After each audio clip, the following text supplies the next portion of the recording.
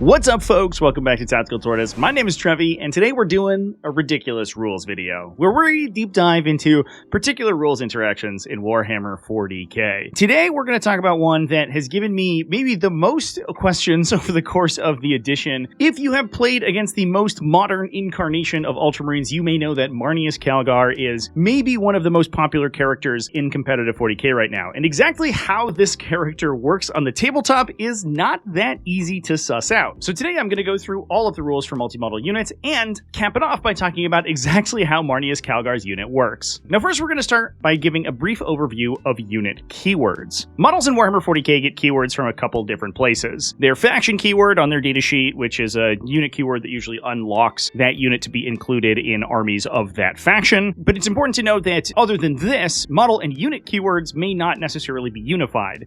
A unit keyword may not apply to all models in the unit, unless it's granted specifically by a special ability. Now, most datasheets in 40k will simply tell you what keywords a unit has. When this is the case, all models in that unit are granted that keyword. So, for example, if a unit's datasheet says that they are infantry and grenades, then every model in the unit has both infantry and grenades keywords. For many units, like, for example, multi-model character units, this isn't necessarily the case. They will have specific breakouts for which keywords individual models have. Special rules for these keywords are only applicable to individual models that have them. So when you're determining which keywords that a unit has collectively, you look at all of those keywords together. So for example, a unit with both monsters and characters in it is a monster character unit.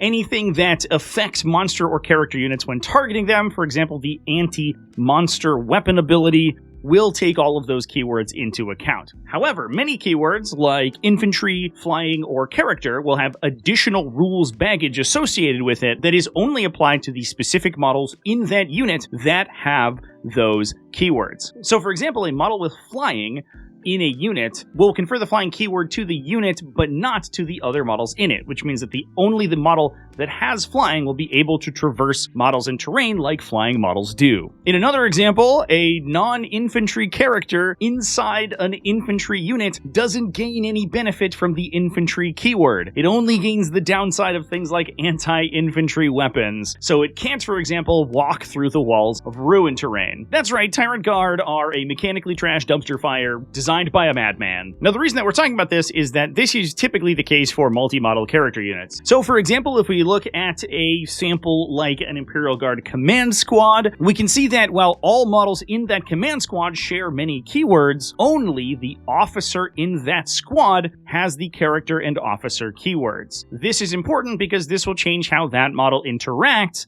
in many cases. And so let's hop over to Tabletop Simulator here and talk about multi-model character units on the battlefield.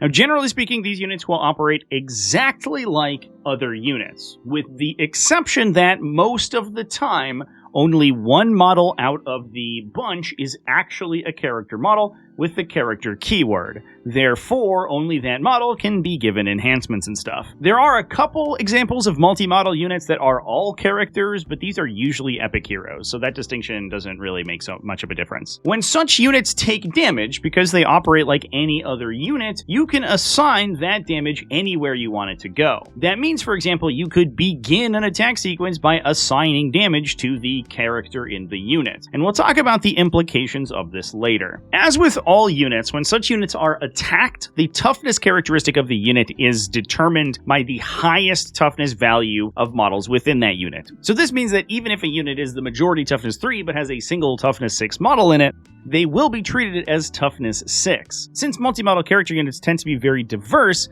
this rule mostly affects them. So let's say, for example, that we've embedded an Ogryn bodyguard into our command squad. If that's the case, when the command squad is alone on the table like this and unattached, the unit will be considered toughness 6 because it will use the highest toughness value among models in the unit, in which case the toughness 6 value of the Ogryn bodyguard. This is important because this toughness value is calculated regardless of whether or not you are assigning damage to that model at all. You could be assigning damage even to the commander in the unit, and you would still be resolving it against the toughness characteristic of the Ogryn. but obviously the saving characteristics of whichever model you're assigning damage to are taken into account first. This is the case for other important examples like Marneus Calgar, who has a toughness characteristic of 6, even though he is also joined by his Victrix Honor Guard at a toughness characteristic of 4. If his unit is alone on the battlefield, they will be treated as toughness 6, since Calgar is the highest toughness amongst the bunch. So now let's talk about the elephant in the character-shaped room, the leader ability. The leader ability allows units to join other units. The ability specifies character units, but since writing, additional non-character leaders have been released, so this is largely flavor text. The unit that the leader is joining is called the bodyguard unit, and when these two units are amalgamated together, they are called an attached unit. The units that each leader can join are listed on their datasheet, and this is determined in the battle formation step of the game. Now, the amalgamated attached unit has up to 3 separate types of models that compose it. The character models, these are the models in the leader unit with the character keyword. The bodyguard models, any model in the unit that the character or the leader has joined, and non-character, non-bodyguard models. These are models that are in a multi-model character unit that then join a bodyguard unit. This distinction is really important when it comes to assigning damage to that unit. So to break this down visually, let's assume that Marneus Calgar has joined a unit of Assault Intercessors. The Assault Intercessors are the unit being joined. This makes the Assault Intercessor and Sergeant models the bodyguard models. Marneus Calgar is the character unit in the attaching unit. That makes him the character leading the attached unit. However, the Victrix Honor Guard are non-characters in the character's unit. This means that these guys fall into that weird third state where they are non-bodyguard, non-character models inside the attached unit. Now, the leader ability has some special callouts for determining the toughness characteristic of such units. In our previous example of a Cadian Command Squad with an embedded Ogren bodyguard, the command squad would be treated as toughness 6 if it was by itself. As soon as this amalgam attaches into a Cadian infantry squad, they then become an attached unit. When an attached unit is attacked, only the bodyguard models inside that unit are considered when determining their toughness characteristic. So despite the fact that the attached character unit is treated as toughness 6, they're going to revert to a guardsman toughness value as soon as they join in with an infantry unit.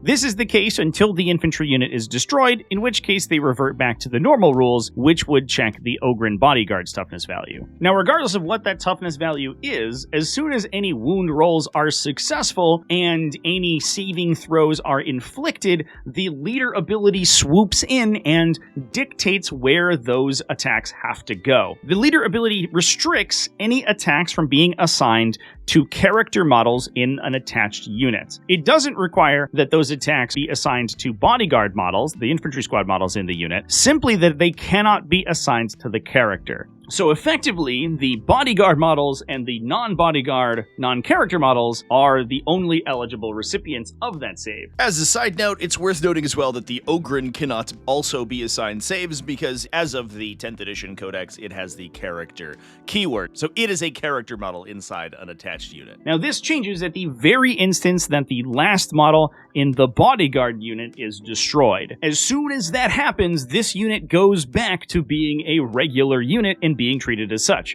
which means that if you have taken your last saving throw on an infantry squad guardsman, you can then take the next saving throw on the character. This doesn't check between attack sequences, although the toughness calculation will. The unit will revert to being treated normally at the instant that that last bodyguard model dies. So let's put this all together and explain exactly why Marneus Calgar is one of the most insanely convoluted characters in 40k, and exactly why that makes him so unbelievably powerful. So Marneus Calgar himself is a very powerful hero who comes alongside 2 Victrix Honor Guards inside the unit. As we discussed before, these Victrix Honor Guards are not bodyguards, despite the name. Being an honor guard, I guess, it makes you actually kind of worse at protecting your attendant character. You're just there to protect their honor, not necessarily protect their body. They have a special ability that grants Marneus Calgar enhanced resilience, a 4+ feel no pain. Now, one of the most powerful combinations for this unit is to attach them into company heroes. These are a explicitly bodyguard unit that must attach in with a character and gains enhanced resilience, -1 to be wounded,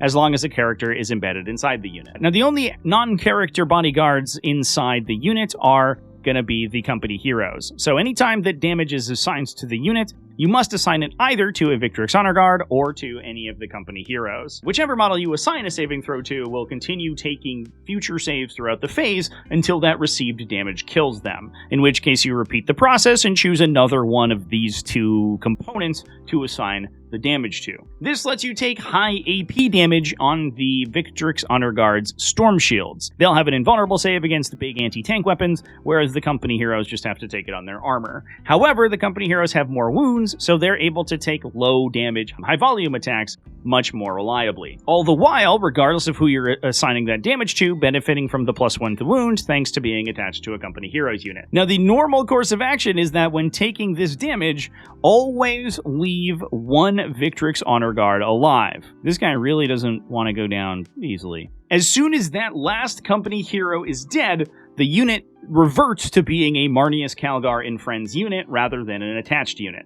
This means that while the unit loses its -1 to be wounded, they become Toughness 6 thanks to Calgar's enhanced toughness characteristic, and you can now assign damage to Calgar, since you can assign saves to any member of an unattached unit. That Victrix Honor Guard, despite the name, is still not a bodyguard. He's just a guy in Calgar's unit. While the toughness recalculation doesn't occur until the next attack, the switch, as we mentioned before, can occur mid-attack. So you can go from being forced to assign saves to Victrix or to company heroes to allowing yourself to assign those saves to Calgar in the middle of your opponent's attack. So as soon as the company heroes are gone, you can begin to assign that damage to Calgar, and because you still have a Victrix Honor Guard remaining, he's able to soak any damage taken on a 4+ Feel No Pain. And even if he dies, which is fairly unlikely given the fact that he's so difficult to kill with that Feel No Pain, you still have a Victrix Honor Guard running around to be a nuisance. This forces you to get through 19 wounds with -1 to be wounded between the one Victrix Honor Guard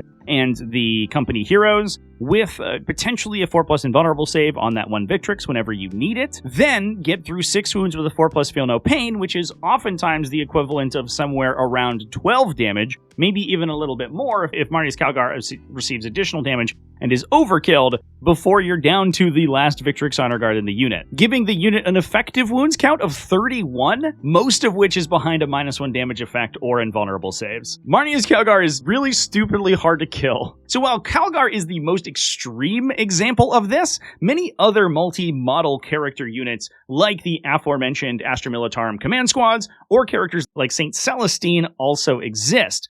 They have similar abilities and can function in similar ways, giving you lots of weird save characteristics, wound allocation manipulation, and additional defenses and special abilities, as well as toughness values that can switch in the middle of your opponent's phase that can all be used to make these units much more difficult to deal with than you would otherwise consider. Thanks for watching all the way to the end of the video. Thanks as well to everybody who supports Tactical Tortoise, either over on Patreon at patreon.com/tacticaltortoise, YouTube channel members, and Twitch subscribers. All you people are amazing, and I love you. Remember to keep it classy, folks, and have happy wargaming.